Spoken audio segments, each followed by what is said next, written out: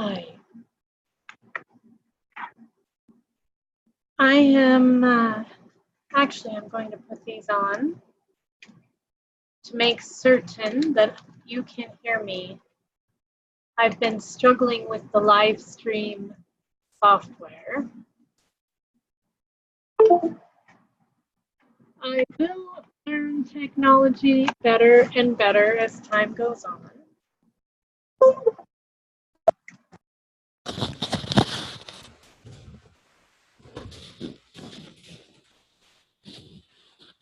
For now,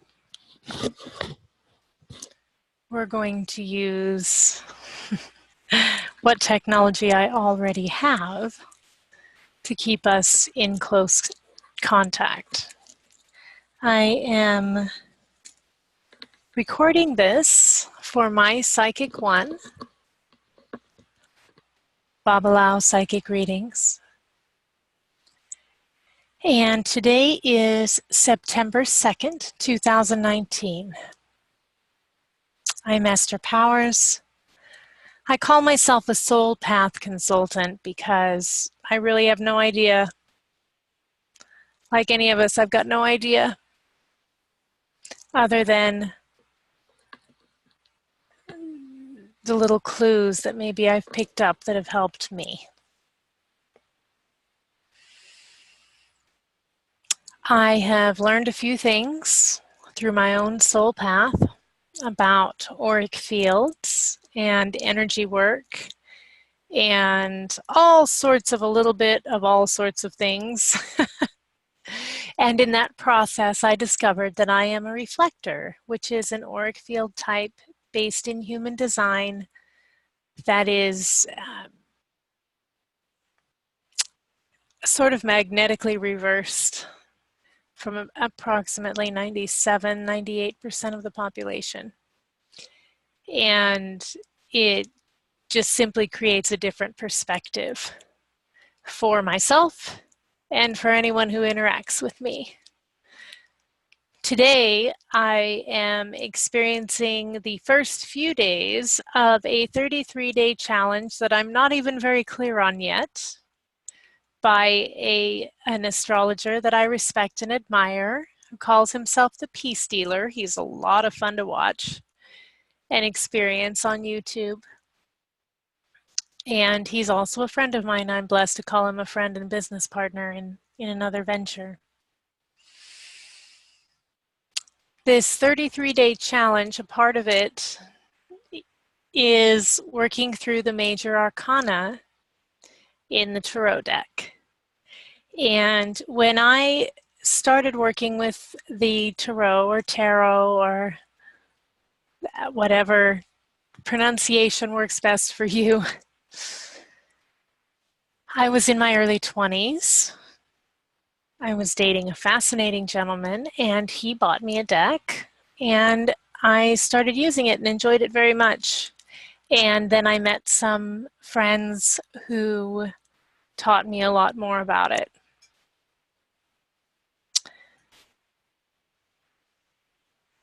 I am no expert. In fact, Karma on Deck and our Hollywood Witch and the other readers who focus on tarot are the best probably for that specific, if you're looking for that kind of a specific dialed in reading from the cards.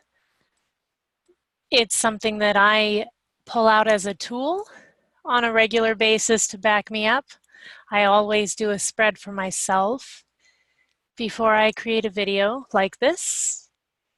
Today is, for example, I am to focus on being the star. Well, funny enough, guess what Esther means as names go, and just focus on being myself. Today then, I will talk about the little bit, the very, very little bit that I experience or know or feel I know, assume to know about the tarot or the tarot. The first few dialed in major arcana. Before I do that, I'm going to clear the energy for myself, kind of reset, have a little bit of water.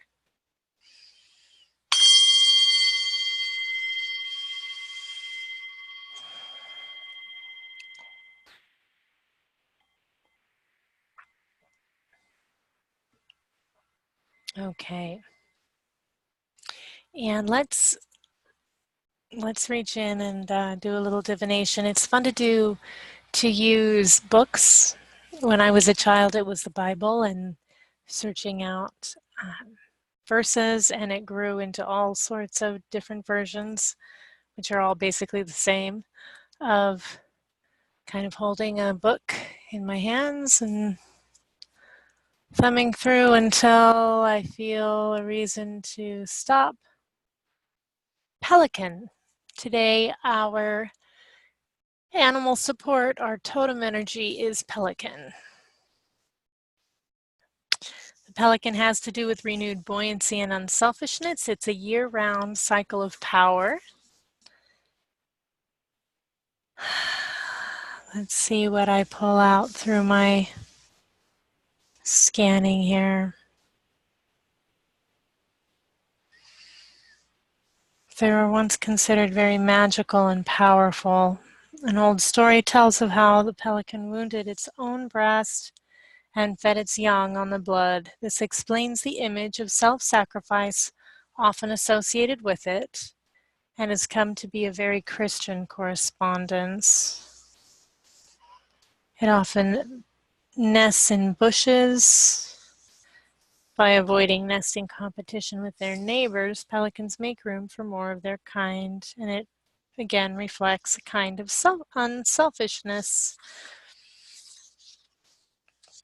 Let me see. So despite their size, they're very light and buoyant. They float like a schooner. A brown pelican is often observed flying solo and then suddenly plummeting into the water. It then pops to the surface. It has this ability because of a system of air sacs under the skin that make it unsinkable. So buoyancy, being able to rise above circumstances, and water, of course, is a reflection of emotion. Many of us are aware of that.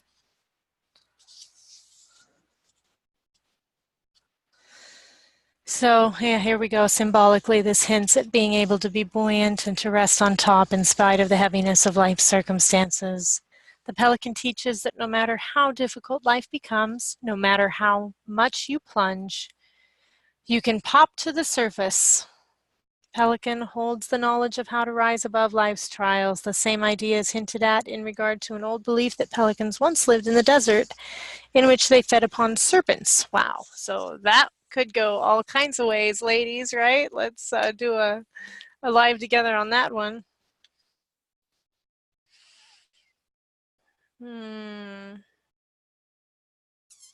Despite their lightness, sometimes they have a difficult time actually taking off from the water. Interesting. Leaving the energy of the emotion. Similar to humanity, yes. It's a part of who we are. It's part of our guiding system.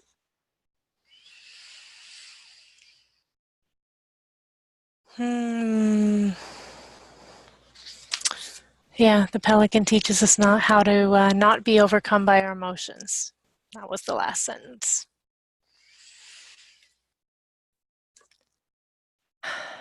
The major arcana begins with the Fool. I have 3 decks in my possession currently in life. The others have been given away at various times because that's what I was led to do.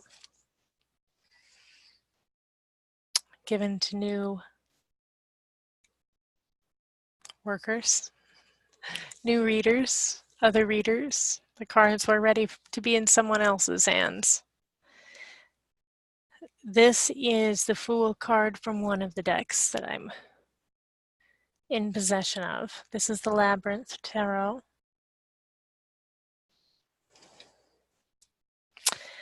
This one is similar to some more traditional because it has the, if you look, there's a little dog here nipping at his heels there, right there, see?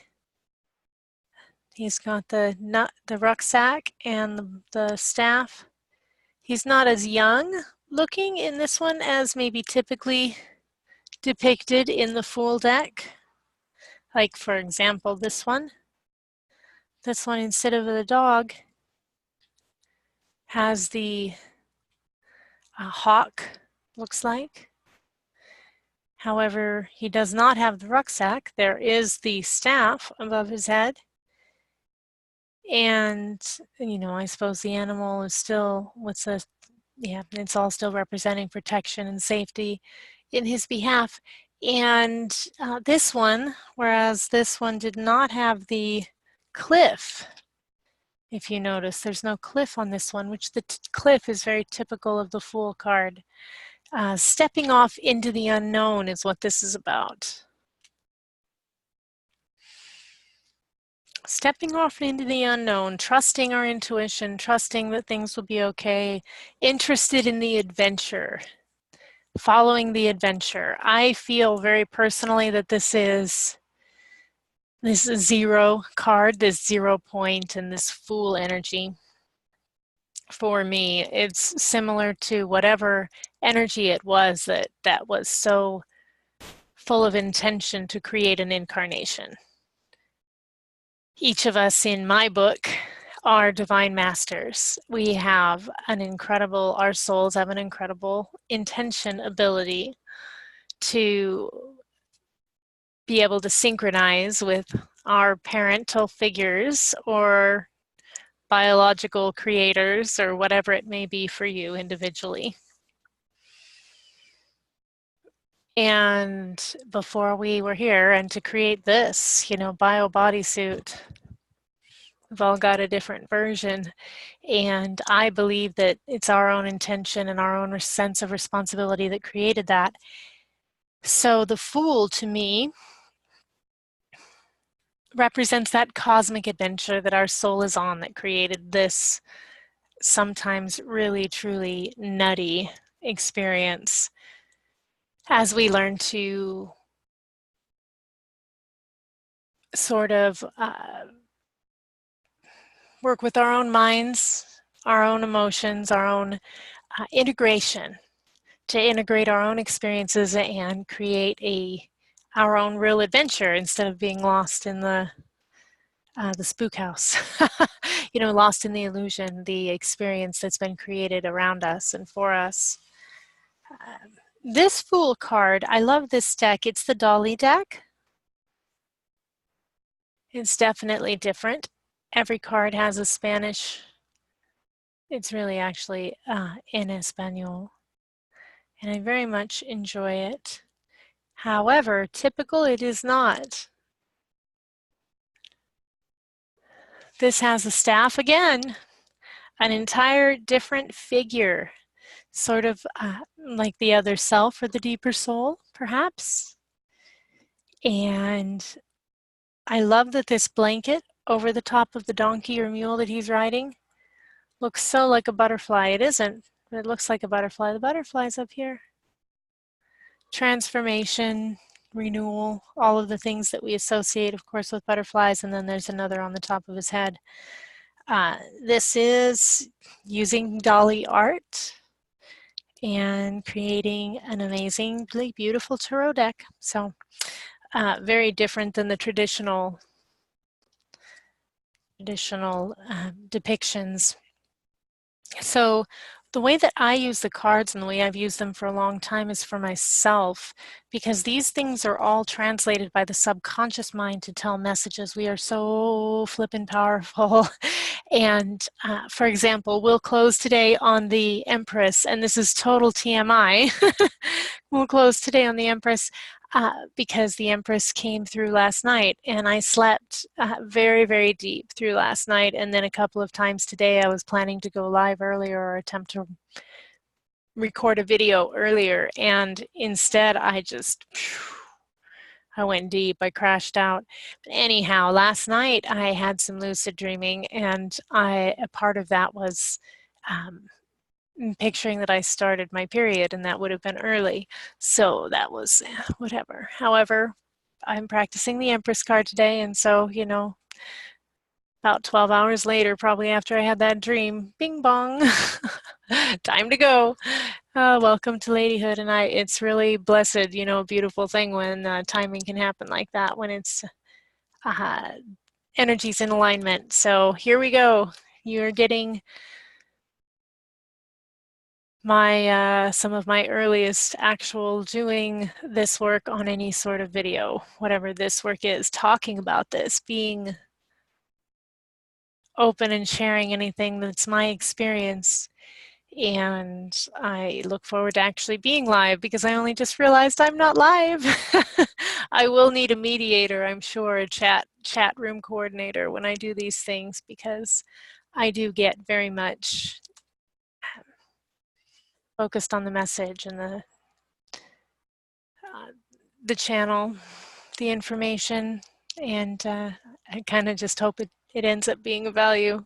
Cross my fingers.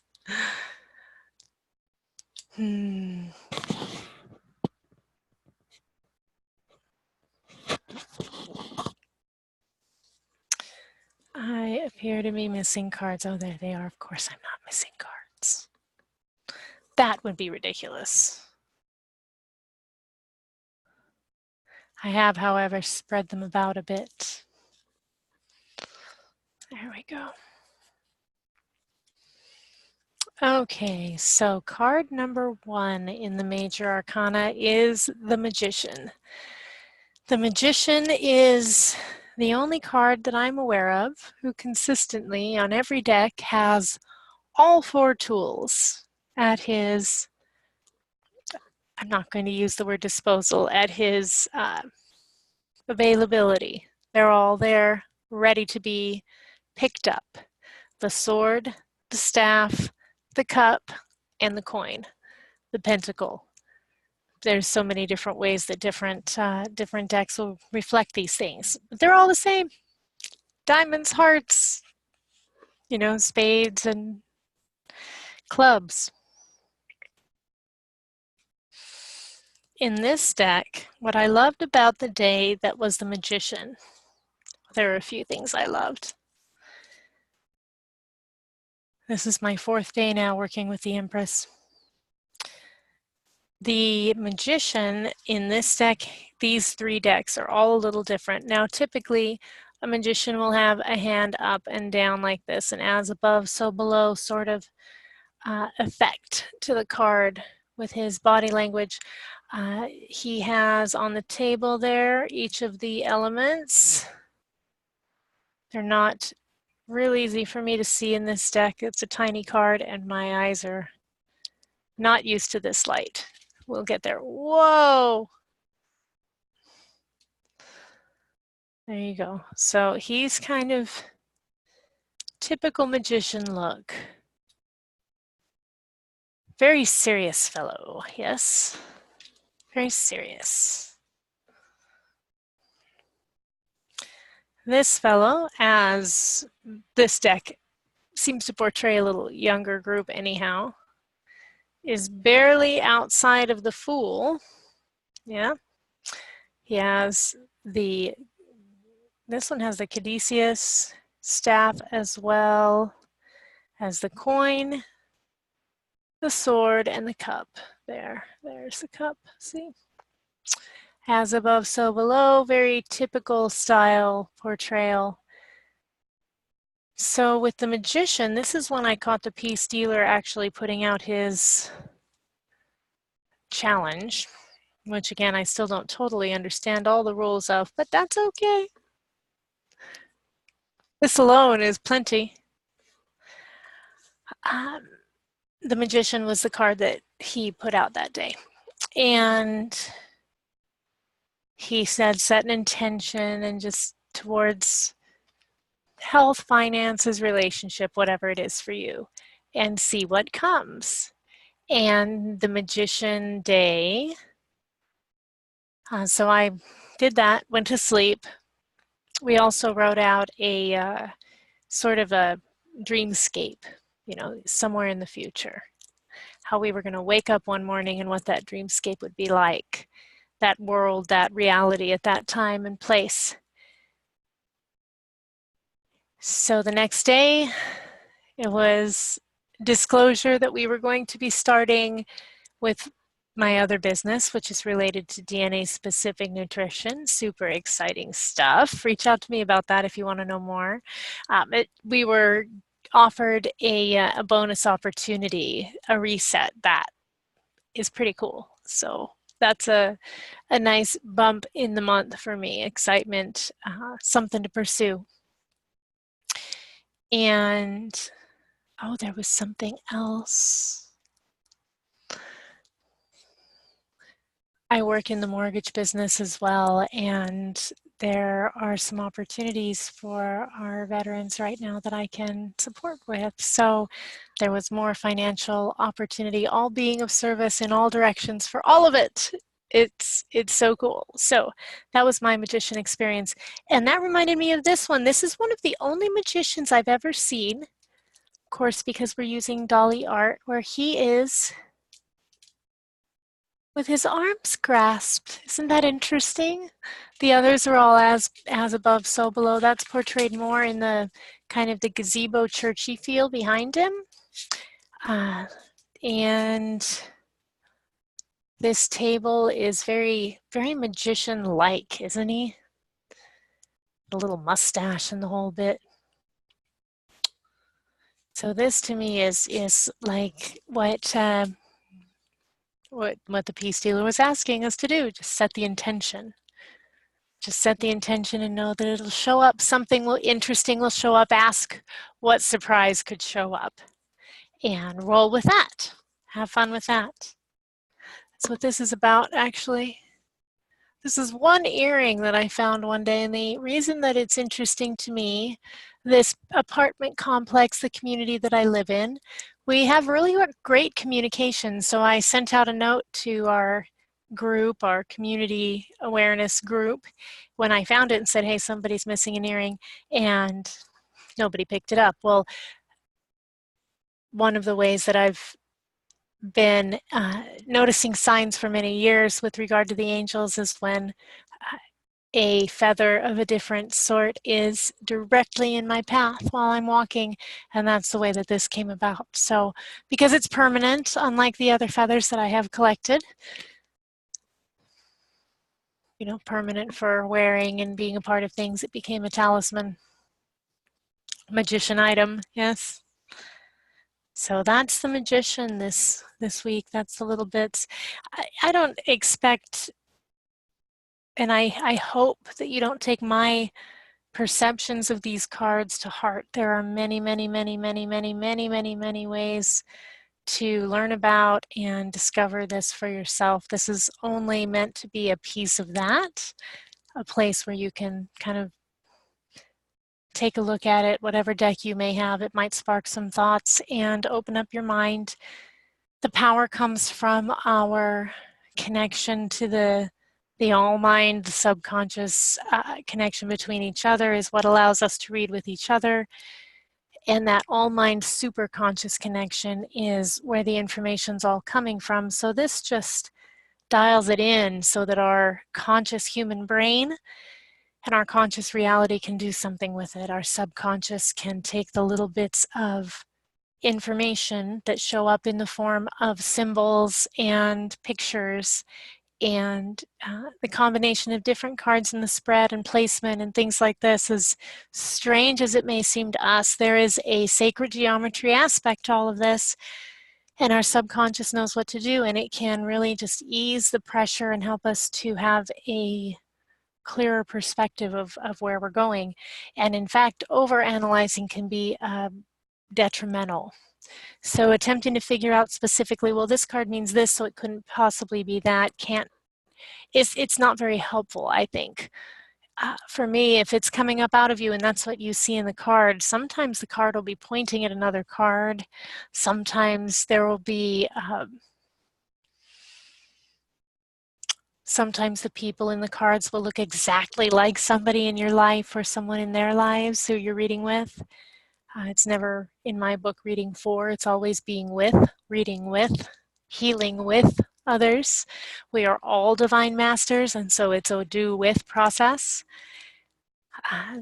Yeah, cards are really interesting that way because different decks, the cards will be pointing at different things, or the colors will be interacting in different ways. There might be more water, less water. Anyhow, so my purpose here is, as always, stimulate your gears, get the mind tweaking and flexing. Many of you who are opening and watching any of these videos, I would guess, have your own tools or are thinking about picking them up, or at least are interested in when you walk by the shelves and wondering what you're looking at. And like I said, I'm not an expert in these pieces. Most any pieces, I receive information well. I'm a decent antenna, a good channel or medium, and these things are all tools that get the information through. For me, I'm not an expert. However, my hope is that you will be able to draw on whatever is happening for you and dive in further. So, High Priestess. When I am reading with Karma on deck, or when she is reading for me, when I've asked her to read with me, because she's amazing, the High Priestess shows up in a lot of her readings for me and my placement in the reading. And I have experienced that in the past as well. So I roll with it. So this card in the deck, the High Priestess, she doesn't have the typical moon in her crown per se, even though she has that crescent dip there. See the moon up on the other corner, not this corner, but over there in the top. The High Priestess is a figure that is about balance, actually. Balancing forces, you can see that more in this deck. They often have a darker and a lighter pillar at either side of the priestess. And in this case, she has that little window or door, excuse me, behind her where she has the ability to go in and out of the realms and to explore and then bring back awareness back and forth. The dress represents innocence in this. And she does seem to have kind of a sort of like Joan of Arc, forever virginity sort of feel about her, or a sacred prostitute sorceress style energy. And then this one, this is probably one of my favorite High Priestess cards I've ever seen. I love how the moon is reflected in her crown, the animal at her feet, the pillars, which are not actually different in this, but does get darker. If you look over towards the animal on that side, it does get darker on that angle. It's very subtle. Again, we're using the Dolly artwork in order to create this deck. Often holding that scroll, similar to the Judgment card in many decks, about equity and groundedness and just a sort of resolve, sort of sense of depth and resolve. I keep feeling, let me open up this little journal, see what I wrote yesterday about the priestess, if there's anything supportive here.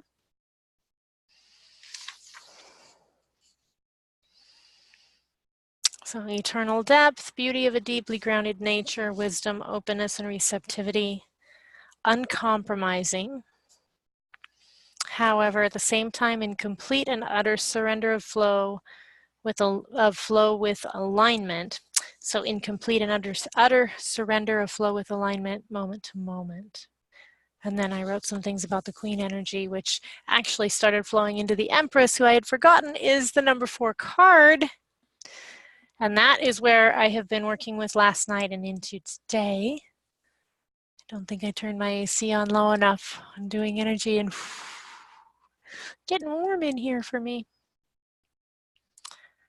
So in the deck about the Empress, the Empress, the Empress, I already told you how I was energetically in alignment, so that's enough of that. So I started thinking about the Queen last night, which in this card is definitely the way she's portrayed, crown and all, in this deck.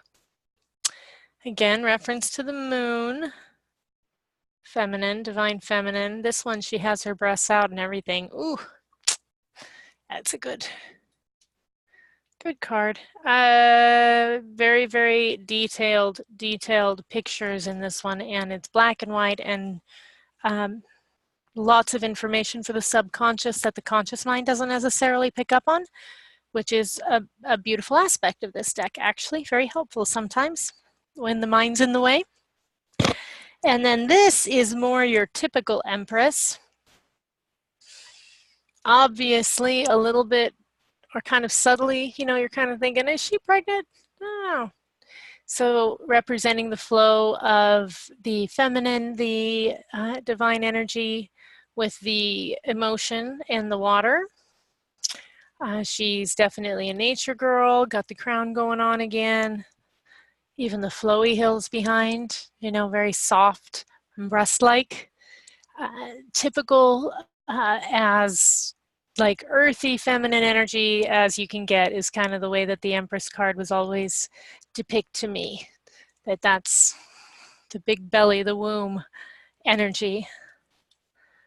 And then in the Dolly deck, I love this Empress card again. It's so interesting. Like, this is Warrior Goddess, right? Isn't that an interesting Empress card? Check that out. More water than either of the others. Busy, busy sky, lots of energy there. Staff, and is that a pawn? I don't know what that, it looks like. I don't know what that is. It's like copper or gold. She is wearing a crown of stars among the wheat. She's barefoot. It's just a pow. Like live in your power, let's go kind of a card, you know? So these three have been sitting up on my altar. I've been setting each set of 3 cards out on my altar. That's how I've been handling that this week for this challenge, and kind of journaling on them and going each arcana at a time. That is the way that I learned them. I went through a class, several weeks, with a general kind of Wicca overview and witchcraft overview course of several weeks. We learned a little bit of different things through the different weeks. And we stepped a bit into tarot, and then we're given ideas on ways to go deeper. And I practiced some of that on my own in the years to follow. And since then, it's been more of a tool for me of working with my own life, like I said, and directions, clearing energy in situations. And it's been pretty darn effective. I appreciate it. I treat my decks as a friend, and sometimes it's like I'm not sure what to do about this, and I feel the pull to do a spread with a certain deck, and does it make much sense to my brain? You know, it's pictures on cards. However, the energy dissipates, I feel better, and I'm able to move through and move forward a bit faster. So I ain't knocking it, you know? In fact, I very much appreciate it. It's like my friends. This is what I have at the moment for us. I am going to play us a little bit of flute before I close up this particular video. I sincerely, of course, hope that there was something helpful. You wouldn't still be watching, I imagine, if you weren't enjoying some of it.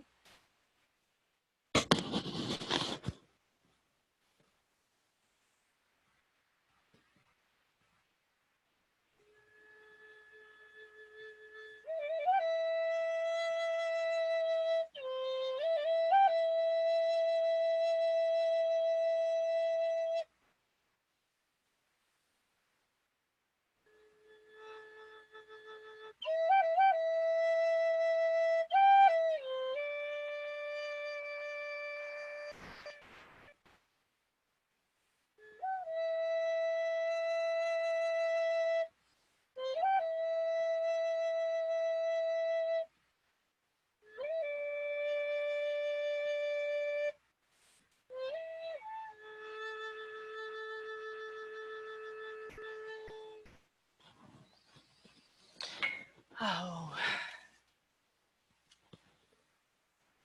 thank you. Thank you for being here. If you'd like to schedule a reading, mypsychic.one, or email me at estherpowers@icloud.com. And I look forward to sharing more with you in the future. I hope you were able to hear that because this was down here. mypsychic.one. And if you'd like to email me, it's estherpowers@icloud.com.